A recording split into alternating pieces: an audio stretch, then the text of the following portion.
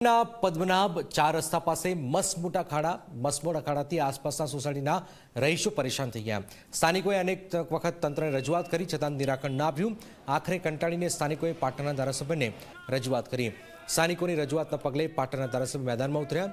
ધારાસભ્ય કિરીટ પટેલ મસમોટા ખાડાઓ પૂરવા જાતે જ મેદાનમાં ઉતર્યા।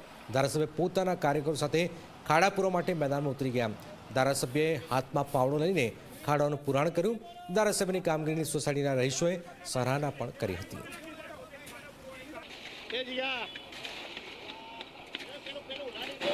પાટણ શહેરના વોર્ડ નંબર 11 એટલે કે પદ્મનાભ સોસાયટી જે વિસ્તાર છે, જે પદ્મનાભ ચાર રસ્તાથી જે સોસાયટી વિસ્તાર છે, ત્યાં જે વરસાદને લઈને બિસ્માર ખાડા પડે છે। નગરપાલિકામાં અનેક રજૂઆત છતાં પણ કંઈ ઉકેલ એનો આવ્યો પામ્યો નથી। ત્યારે પાટણના ધારાસભ્ય અહીંયા પોતાના ખર્ચે અહીંયા જે ખાડા પૂરવા નીકળે છે, સીધા તેમની સાથે વાત કરીશું।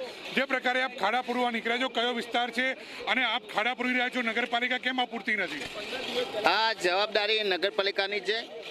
નગરપાલિકાને 15 દિવસ પહેલાં આ વિસ્તારના રહીશોની અમને ફરિયાદ મળી હતી અને અમે નગરપાલિકાના રહીશોને કહ્યું હતું કે જો એક અઠવાડિયાની અંદર આ ખાડા નહીં પૂરાય તો અમે અમારા ખર્ચે ખાડા પૂરીશું। ગયા રવિવારે ખાડા પૂરવાનો કાર્યક્રમ હતો, પરંતુ એ દિવસે વરસાદ હતો, એટલે આજે અમે આ વિસ્તારના સિમેન્ટ કોન્ક્રીટથી કાયમ માટે ખાડા પૂરાય એના માટેના અમે પ્રયાસો ચાલુ કર્યા છે। ચોક્કસથી તો જે પ્રમાણે કોણ કોણ આપણી સાથે જોડાયું છે?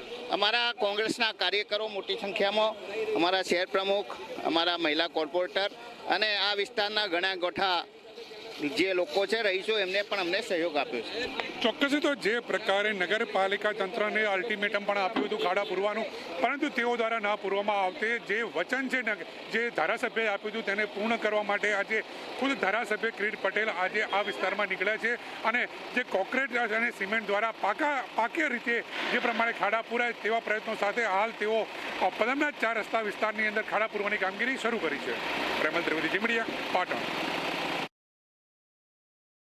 અહીંયા લગભગ અમે 4 વર્ષથી રહીએ છીએ। આ વારંવાર નગરપાલિકા, તાલુકામાં, જિલ્લામાં, કલેક્ટર, ગાંધીનગર સુધી પણ અમે રજૂઆત કરી હતી, પણ સરકારે અમારું કાંઈ સાંભળ્યું નહીં। બરાબર, અમે 4 વર્ષથી લઈએ છીએ। 2 થી 3 વખત તો અમારા ગાડીના ટાયર સાહેબ તૂટી ગયેલા। બરાબર, કોઈ રજૂઆત સાંભળી નહીં। અશ્કરે અમે પછી અમારા ધારાસભ્ય શ્રી કિરીટ પટેલને રજૂઆત કરી, ત્યાર પછી એમને સાંભળી અને આ એમને જાતે પોતાના સ્વખર્ચે કામ કરી આપ્યું।